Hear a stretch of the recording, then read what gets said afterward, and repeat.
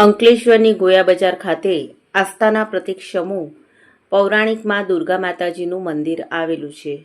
કાયસ્થ મંડળ દ્વારા છેલ્લા 85 વર્ષથી નવરાત્રિમાં ધાર્મિક કાર્યક્રમોનું આયોજન કરવામાં આવે છે.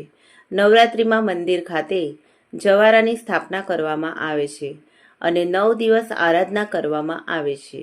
ત્યારે કાયસ્થ મંડળ દ્વારા પરંપરા મુજબ દુર્ગા માતાજીની પૂજા અર્ચના સાથે આજથી શરૂ થયેલ નવરાત્રિના પ્રથમ દિવસે કળશની સ્થાપના અને જવારા સ્થાપિત કરવામાં આવ્યા હતા. કાયસ્થ મંડળ દ્વારા વર્ષોથી નવરાત્રિ મહોત્સવમાં શેરી ગરબાનું પણ આયોજન કરવામાં આવે છે. મંદિરના પટાંગણ ખાતે મા દુર્ગાની પ્રતિમાને પંડાલમાં સ્થાપિત કરી ગરબારૂપી આદ્યશક્તિની આરાધના કરવામાં આવે છે.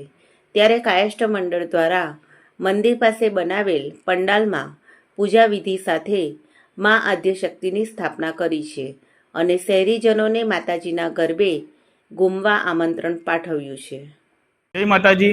અંકલેશ્વર ગોયા બજાર પીપળા ખડકી સ્ટ્રીટ કાયસ્થ મંડળ તરફથી આયોજિત એક ગરબા મહોત્સવનું આયોજન થાય છે. અહીંયા અમારું એક નવદુર્ગા માતાનું પૌરાણિક મંદિર આવેલું છે, જ્યાં અમે 85 વર્ષોથી અમે અહીંયા ગરબાનો મહોત્સવ કરીએ છીએ. શેરી ગરબા છે, જે દરેક પ્રકારના લોકો આ ગરબાનો લાભ લઈ શકે છે.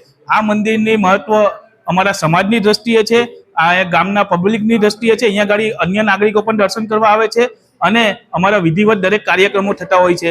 જેવી રીતના કે અમારા સમાજના મુંડન, અમારા શ્રીમંતની વિધિ આ મંદિરમાં જ કરવામાં આવે છે અને આ અતિ પૌરાણિક મંદિર છે. એટલે હું ભાવિક ભક્તોને જણાવવા માંગીશ કે અંકલેશ્વરના નાગરિકો અહીંયા આવીને માતાજીના દર્શન કરે, આ મંદિરના સાક્ષાત્કાર કરે, માતાજીની અનુભૂતિ કરે અને અહીંયા ગાડી ગરબાનું આયોજન ખૂબ સરસ રીતના કરવામાં આવે છે.